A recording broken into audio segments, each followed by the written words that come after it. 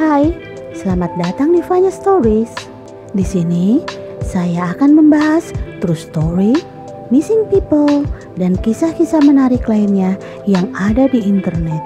So, let's get to the story. Lindsay Van Blanken lahir tanggal 26 Agustus 1985. Dia tinggal di pinggiran pantai Bronte di Jalan Carrington. Ketika ada kesempatan untuk melamar pekerjaan impiannya di Disney sebagai kartunis, ratusan orang juga melamar posisi ini. Lindsay yang mendapatkannya, padahal dia baru berusia 18 tahun. Tidak diragukan lagi, dia memiliki bakat yang luar biasa di bidangnya. Sejak Agustus 2003, Lindsay mulai bekerja di studio Disney Toon di Haymarket. Lindsay berkontribusi pada satu film berjudul Mickey, Donald, Goofy, The Three Musketeers. Di waktu senggang, dia menikmati bermain game online dan bergaul dengan pacarnya selama 3 tahun, William Harold Mathison atau Will, 21 tahun. Lindsay bertemu Will tahun 2001 di acara pernikahan ibunya Cynthia yang menikahi Dave Pleasant. Di pernikahan ini ada band. Will adalah pemain cello. Itu adalah pekerjaannya. Sedikit tentang Will, selama tahun-tahun sekolahnya, dia adalah target bullying. Dia mendapatkan nilai buruk meskipun sebenarnya dia adalah orang yang cukup cerdas. Dan akhirnya lulus dengan nilai rendah secara keseluruhan. Setamat sekolah, pekerjaan Will adalah pengangguran dan bermain cello. Will juga menderita masalah kesehatan mental atau skizofrenia. Saudaranya, karena penyakit ini, bahkan mengambil nyawanya sendiri tahun 1991. Hobi Will adalah bermain dengan kucing dan tikus peliharaannya, mendengarkan musik heavy metal, dan menikmati membaca komik kesayangannya, Johnny the Homicidal Maniac. Lindsay sebenarnya adalah pacar pertama Will, tetapi Will tidak mau menganggapnya sebagai pacaran meskipun mereka intim. Orang-orang di sekitar Lindsay dapat melihat bagaimana Will sangat mengontrol dan posesif padanya. Pada tahun 2002, Lindsay menjalin persahabatan dengan seorang anak laki-laki yang dia temui di game online, Brandon Leonard, berusia 22 tahun yang merupakan penata rambut di Seattle, Amerika Serikat. Mereka sering ngobrol di email dan pesan. Brandon berkata cukup lucu karena mereka belum pernah bertemu. Brandon awalnya mengira Lindsay adalah anak laki-laki sampai mereka memutuskan untuk melakukan obrolan video. Brandon terkejut melihat wajah seorang gadis yang sangat cantik muncul di layar di depannya. Jadi persahabatan online mereka perlahan mulai berkembang menjadi sebuah hubungan. Tahun 2003, hubungan mereka menjadi sangat serius sehingga mereka saling menganggap pacaran. Akhirnya ada yang mau menyebut Lindsay pacar mereka. Orang-orang di sekitar Lindsay memperhatikan dia kembali ke dirinya yang dulu. Dia tampak lebih bahagia. Pada Juli 2003, Brandon meminta Lindsay untuk menikah dengannya. Tentu saja, Lindsay mengiyakan juga. Brandon mengirim cincin pertunangan, sebuah cincin yang dihiasi 1 safir dan 3 berlian. Mengingat mereka sekarang bertunangan, mereka memutuskan sudah waktunya untuk bertemu langsung. Brandon mengatur penerbangan untuk datang menemui Lindsay secara langsung di Sydney pada September itu. Tapi sebelum kedatangan Brandon, Lindsay memutuskan dia perlu berbicara dengan Will dan memberitahu Will bahwa hal-hal di antara mereka secara resmi telah berakhir untuk selamanya. Will sangat marah tentang perpisahan itu dan ingin tahu mengapa Lindsay ingin memutuskan hubungan dengannya. Dengan sangat bijak, Lindsay memutuskan untuk tidak memberitahu Will tentang Brandon dan hanya memberitahu Will bahwa dia tidak mencintainya lagi. Bulan September, Brandon tiba di Sydney bertemu cintanya yang ditemui secara online. Cinta yang mereka rasakan satu sama lain melalui internet akan diperkuat dengan pertemuan dalam kehidupan nyata. Jadi mereka membuat rencana untuk beberapa bulan ke depan. Mereka akan tinggal di sebuah flat nenek yang berada di belakang rumah orang tua Lindsay di Bronte sampai Desember. Dan tanggal 22 Desember mereka berencana untuk terbang ke Seattle. Jadi Lindsay bisa bertemu keluarga Brandon, mengalami Natal dingin pertamanya. Pada akhir Desember, mereka berencana untuk menikah. Sayangnya, Will menjadi lebih terobsesi dengan Lindsay dari sebelumnya pasca putus. Dia bahkan muncul di rumah Lindsay dan berteriak pada Brandon, menyuruhnya kembali ke Seattle karena Lindsay masih pacarnya menurutnya. Will mulai menguntit Lindsay di tempat kerja, di halte bus, kemanapun Lindsay pergi, entah bagaimana Will akan muncul. Dan karena Will menganggur pada saat itu, tentu saja dia memiliki banyak waktu. Rekan kerja Lindsay memperhatikan Will muncul di tempat kerjanya beberapa kali seminggu.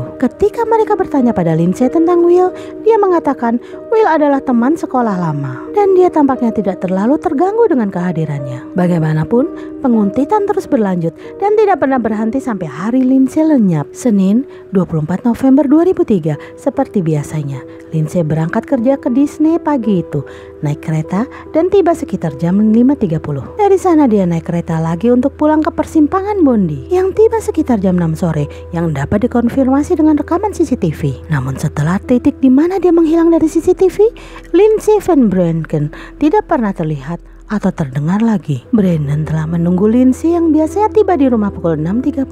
Jadi ketika Lindsay tidak muncul, Brandon menjadi sangat khawatir karena itu benar-benar di luar karakter Lindsay. Brandon mencoba menelpon ponsel Lindsay, Nokia 5510, tapi teleponnya dimatikan. Dengan berlalunya waktu, Brandon menjadi sangat khawatir dan dia memberitahu keluarga Lindsay apa yang terjadi. Mereka segera menelpon polisi untuk melaporkan sebagai orang hilang. Ibunya, Cynthia, berpikir mungkin Lindsay stres akibat perilaku Will. Acara pertunangan, rencana pernikahan, dan perjalanan yang akan datang, semuanya menjadi terlalu berlebihan bagi Lindsay dan dia hanya butuh istirahat. Tapi di sisi lain, dia mencintai pekerjaannya dan tunangannya, dan secara realistis tidak ada yang percaya bahwa dia akan meninggalkan semuanya. Rekening bank Lindsay juga belum disentuh sejak hari dia menghilang dan teleponnya tetap mati. Cynthia membuat permohonan publik bahwa jika Lindsay ada di luar sana, tidak ada yang marah padanya dan semua orang sangat ingin dia kembali. Tapi Cynthia tidak menerima tanggapan seiring berjalannya waktu. Penyelidikan mulai condong pada Brandon dan Will. Will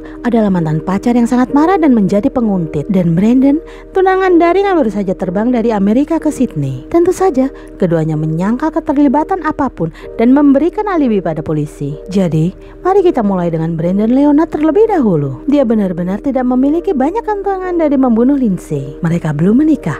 Apakah dia benar-benar terbang ke belahan dunia lain untuk melakukan sesuatu kepada gadis yang dia temui di internet ini? Dia ada di rumah Lindsay saat Lindsay menghilang, dan ini dikonfirmasi oleh keluarga Lindsay. Sekarang Will yang sangat marah karena putusnya mereka, dan Will yang telah mengintai Lindsay selama berbulan-bulan. Will mengklaim melihat Lindsay tidak hanya sekali, tapi 2 kali pada hari dia menghilang. Sekali di tempat kerjanya sekitar jam makan siang, dan sekali di persimpangan Bondi setelah dia turun dari kereta. Tetapi seorang kolega Disney memberitahu pada para penyelidik bahwa hari itu dia melihat Lindsay sekitar jam makan siang melakukan sesuatu yang tampak seperti konfrontasi atau perselisihan dengan laki-laki. Tentang apa yang mereka bicarakan sampai hari ini tidak diketahui. Dan laki-laki ini kemudian diidentifikasi oleh saksi sebagai Will Matheson. Will mengklaim bertemu Lindsay di persimpangan Bondi itu hanya kebetulan karena dia tinggal di dekat tempat itu. Dia tinggal di Randwick, pinggiran kota Bronte. Jadi Will bilang dia bertemu Lindsay di Bull Hotel di persimpangan Bondi sekitar jam 6 sore. Dari sana, katanya, keduanya berjalan di sepanjang jalan Bronte, berbicara sampai mereka mencapai Soaring Cross Hotel yang berjarak sekitar 10 menit. Will mengatakan mereka berpisah. Lindsay terus menyusuri gang di sebelah hotel dan Will melintasi Taman Ratu untuk pulang. Menurut orang tua Lindsay, ini adalah rute yang sangat aneh bagi Lindsay untuk pulang karena jalan itu sedikit memutar. Tapi tentu saja, itu mungkin terjadi jika dia dan Will berjalan dan berbicara. Mungkin mereka memutuskan untuk pergi ke Taman Ratu. Will mengklaim dia meninggalkan Lindsay hanya beberapa ratus meter dari rumahnya. Orang tua Will mengonfirmasi bahwa pada pukul 7 malam, Will ada di rumah. Tetapi dia pergi tak lama kemudian karena dia akan konser bermain cello di kampus terdekat sekitar pukul 7.30 malam itu. Saksi di konser mengatakan Will bertingkah normal sepanjang malam. Jadi mungkin Will bersama Lindsay sekitar jam 6 sore dan pada jam 7 malam dia pulang. Mungkin Will telah membunuhnya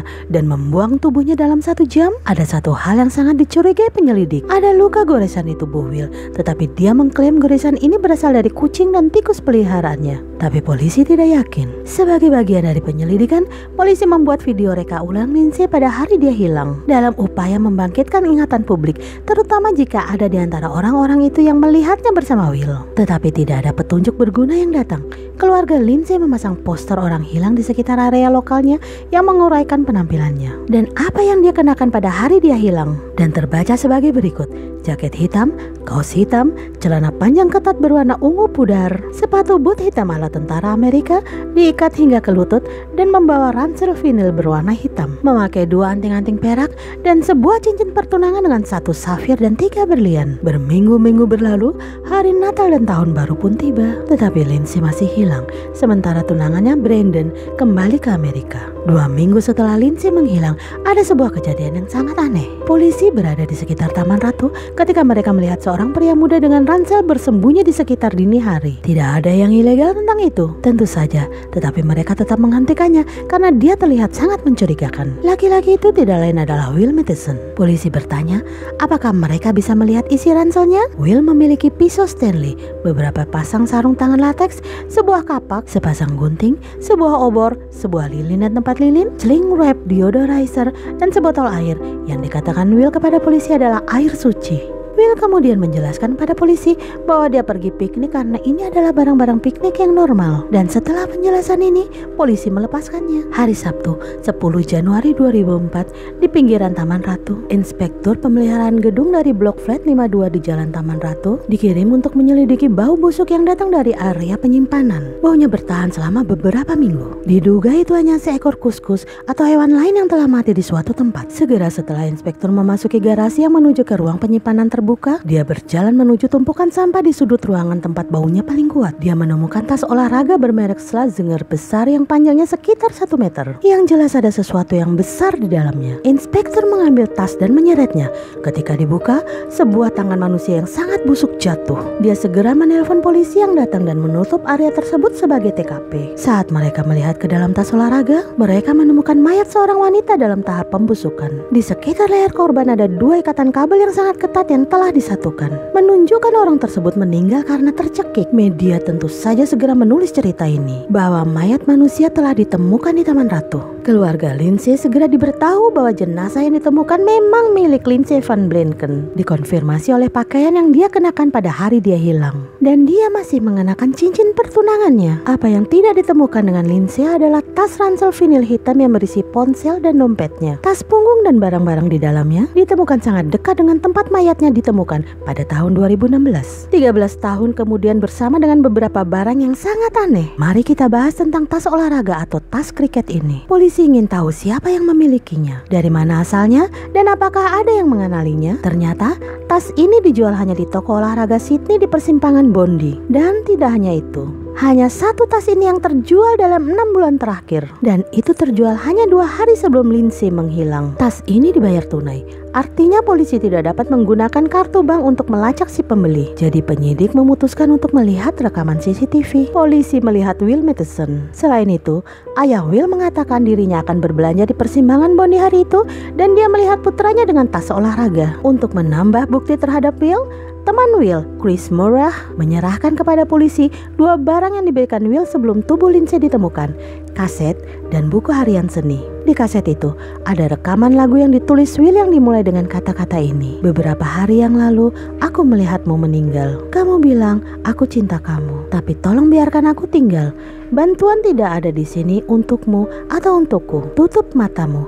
Kemana kamu pergi adalah di mana aku akan menemuimu dalam kekekalan. Sejujurnya, itu menyeramkan. Buku harian seni Lindsay menjadi salah satu harta berharganya. Dan menurut keluarganya, dia tidak akan pernah menyerahkan buku ini pada siapapun. Polisi sangat ingin berbicara dengan Will Matheson. Tetapi Will berada di rumah sakit di bangsal psikiatri. Dia mengalami gangguan mental yang terjadi tepat setelah penemuan mayat Lindsay. Jadi penyidik terpaksa menunggu. Ketika penyidik akhirnya bisa bertanya, mereka bertanya tentang tas olahraga. Will memberitahu dia membeli tas itu hari itu, tapi dia kehilangannya di hari yang sama. Will kemudian mengaku mendengar suara-suara yang menyuruhnya untuk menyakiti dirinya sendiri dan orang lain. Penyelidik juga bertanya kepada Will apakah dia bersedia melakukan reka ulang kejadian.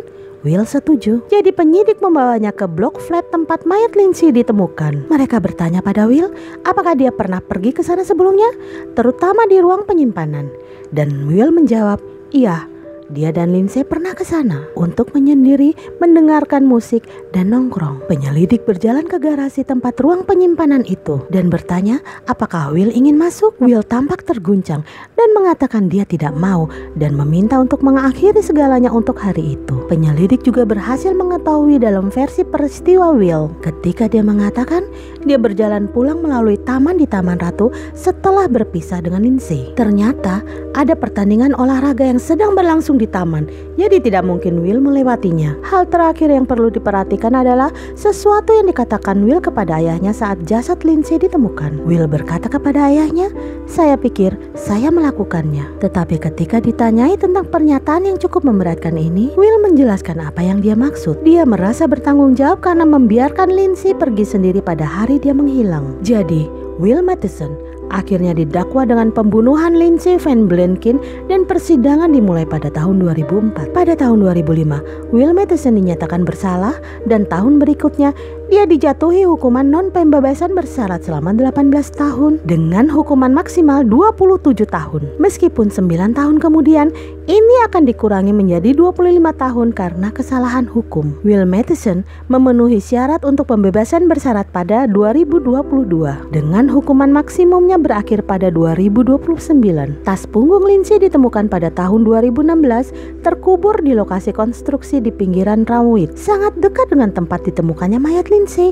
Di dalam tas ransel ini, mereka menemukan sepasang sepatu boot Lindsay, dompetnya, Discman, beberapa CD, dan ponsel Nokia 5510-nya. Di dekat ransel ditemukan beberapa tulang dan pecahan tulang. Saat digali lebih jauh, lebih banyak tulang ditemukan, termasuk tulang kaki dan tengkorak dengan paku di dalamnya. Ada total 40 tulang dan pecahan tulang telah ditemukan. 12 diantaranya adalah manusia dan sisanya adalah tulang hewan. Petugas koroner negara bagian menyimpulkan ada sebanyak 11 tulang manusia dengan minimal 2 wanita. Thanks for joining.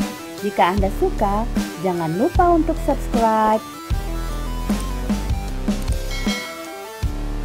like, dan share ke teman-teman. Sampai jumpa di cerita berikutnya. Bye-bye.